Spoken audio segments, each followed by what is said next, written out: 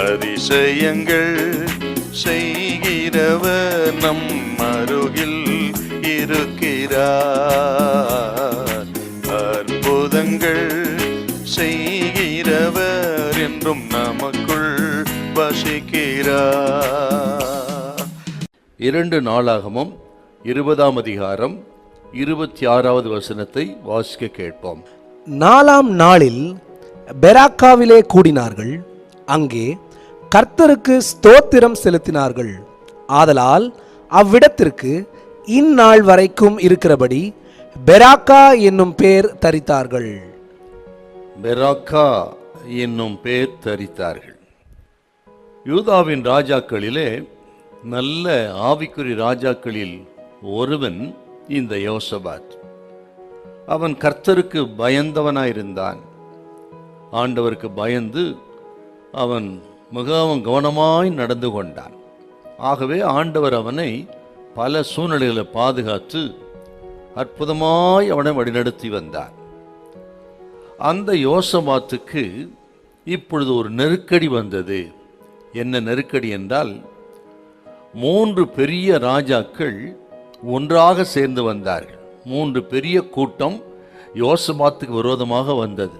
யாரென்றால், மோவாபியர், அம்மோனியர், சேயீர் மலை தேசத்தார் என்று சொல்லக்கூடிய இந்த 3 பெரிய கூட்டம் யோசபாத்துக்கு விரோதமாக யுத்தம் பண்ணும்படி வந்தார்கள்.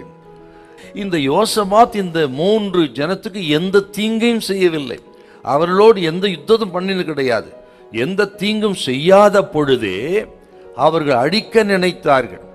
இப்படித்தான் இன்றைக்கும் இருக்கிறார். முகாந்தரம் இல்லாமல் பகைக்கிற மக்கள் அதிகமாக இருக்கிறார்கள். நாம் எந்த விதமான பிரச்சனைக்கு போகாதிருந்தாலும் நமக்கு விரோதமாக எழும்பி நம்ம அழிக்க நினைக்கிற மக்கள் பெருகி கொண்டிருக்கிறார். அன்றைக்கு யோசபாத்துக்கும் அப்படித்தான் பெருகி இருந்தார்கள். அப்படிப்பட்ட ஒரு சூழ்நிலை.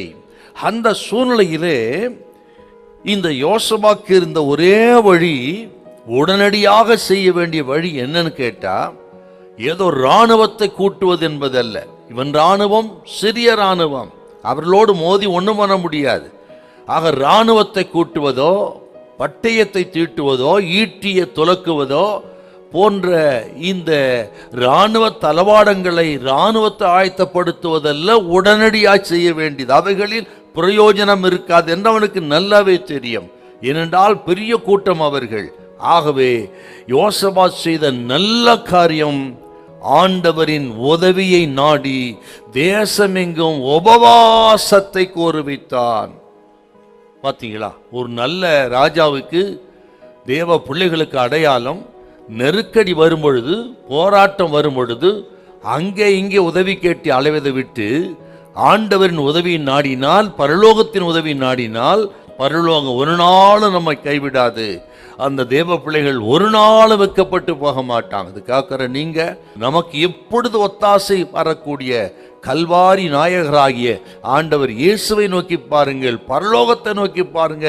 எப்படிப்பட்ட இக்கட்டான நேரத்தில் வெற்றி கொடுக்கக்கூடிய தெய்வம் நமது ஆண்டவர் இயேசு. ஹல்லேலூயா, ஹல்லேலூயா.